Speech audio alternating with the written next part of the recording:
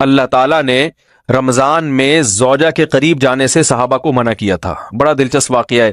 رمضان کی راتوں میں بھی زوجہ کے قریب جانے سے منع کیا تھا. ایک صحابی تھے، وہ رات میں کہیں چلے گئے.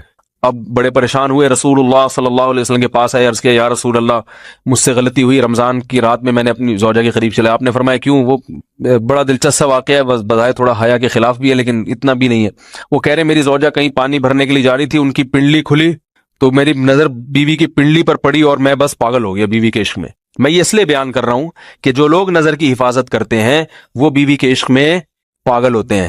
جو دن رات انٹرنیٹ پر پنڈلیاں دیکھتے رہتے ہیں انہیں بیوی کی پنڈلی بھی کیا شکل بھی اچھی نہیں لگتی ان کو. بد نظری کا یہ عذاب ہے، وبال ہے کہ جو اللہ نے گھر میں آپ کے لیے بٹھائی ہے وہ آپ کو اچھی نہیں لگے گی. تو نظر کی حفاظت کیا کرو، اس سے آپ کو اپنی بیوی سے عشق ہوگا، محبت ہوگی. بات آ رہی ہے سمجھ میں؟ تو اب دیکھو کیسا روزے کی حالت ہے. رمضان میں پابندی ہے، اسلام میں حکم تھا جو رمضان میں بیوی سے ہم بستری کرے گا 60 روزے لگاتار رکھنے پڑیں گے. کتنا بڑا جرم، لیکن صحابی سے برداشت نہیں ہوا. صرف زوجہ کے پاؤں پہ نظر پڑی ہے تو وہ کیسے بیوی سے محبت کرتے ہوں گے، اور وہ بیوی کے بغیر رہ سکتے ہوں گے.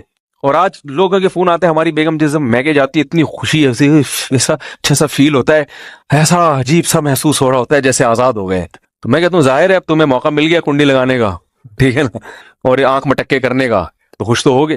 تو یہ بھی ایک عذاب ہے جو لبرل لوگ نے جس عذاب میں ڈالا ہوا ہے نا، اس میں عورت کے حقوق نہیں ہے. عورت کے حقوق نظر کی حفاظت میں اور عورت کے پردہ کرنے میں ہے. جب مرد باہر نکلے گا سب پردے میں ہوں گی تو آئے گا کس کے پاس؟ بیگم کے پاس ہی آئے گا. تو اتنے منہ کالا کرنے کے راستے کھول دیے ہیں تو ظاہر ہے پھر کامیاب ازدواجی زندگی نہیں ہوتی. تو نبی کے پاس آئے، عرض کیا یا رسول اللہ میں برداشت نہیں کر پایا. تو آپ مسکرا دیے. تو وہ نبی کے پاس گئے، یا رسول اللہ ایسے ہوا، مجھ سے غلطی ہو گئی. تو آپ نے فرمایا کیوں؟ فرمایا ایسا ہو گیا تھا. تو آپ صلی اللہ علیہ وسلم نے فرمایا 60 روزے رکھو لگاتار. انہوں نے فرمایا ایک کی طاقت نہیں ہے، اس میں یہ ہو گیا 60 کیسے رکھوں گا، نہیں ہے طاقت 60. آپ نے فرمایا ٹھیک ہے پھر 60 غریبوں کو 2 ٹائم کا کھانا کھلاؤ. فرمایا اس کی بھی طاقت بولو بھائی نہیں ہے. اتنے میں ایک صحابی لائے کوئی چیز صدقہ کرنے کے لیے. تو آپ نے فرمایا چلو اصل حکم تو یہی ہے کہ 60 روزے یا پھر 60 غریبوں کو کھانا، وہ نہیں تو چلو فی الحال ان کو تنبیہ کے لیے کچھ ان سے صدقہ کروا لیتا ہوں. فرمایا چلو یہ فلاں خیرات کی ایک چیز لے کر آئے ہیں، تم یہ لے کے غریبوں میں بانٹ دو. انہوں نے فرمایا مجھ سے زیادہ غریب پورے مدینہ میں بھائی کوئی بھی نہیں. آپ صلی اللہ علیہ وسلم مسکرانے لگے. فرمایا جاؤ کھاؤ اور بچوں کو کھلاؤ. اور بھائی غلطی بھی ہوئی اور گھر میں راشن بھی آ گیا. تو اس کے بعد قرآن کی آیت نازل ہوئی کہ احل لکم لیلۃ الصیام الرفث الی نسائکم ہن لباس لکم وانتم لباس لہن علم اللہ انکم کنتم تختانون انفسکم فتاب علیکم وعفى عنکم فالآن باشروہن وابتغوا ما کتب اللہ لکم.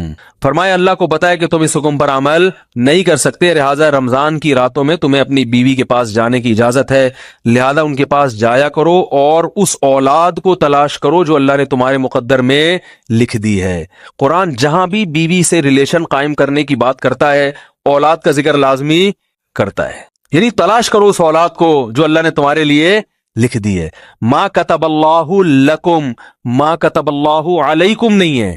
علا کا مطلب تمہارے خلاف، لکم کا مطلب تمہارے فائدے کے لیے. لام عربی میں نفع کے لیے آتا ہے، علا عربی میں ضرر اور نقصان کے لیے آتا ہے.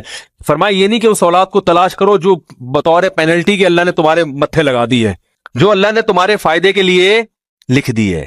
اس سے پتہ چلتا ہے اسلام اولاد کی کثرت پہ کس قدر حریص ہے. بات آ رہی ہے اور بھی اس بارے میں آیتیں ہیں قرآن مجید کی، مگر میں اب زیادہ تفصیل میں نہیں جاؤں گا. کچھ آیتیں رہ گئی ہیں، کچھ احادیث رہ گئی ہیں، تو وہ انشاءاللہ پھر اگلے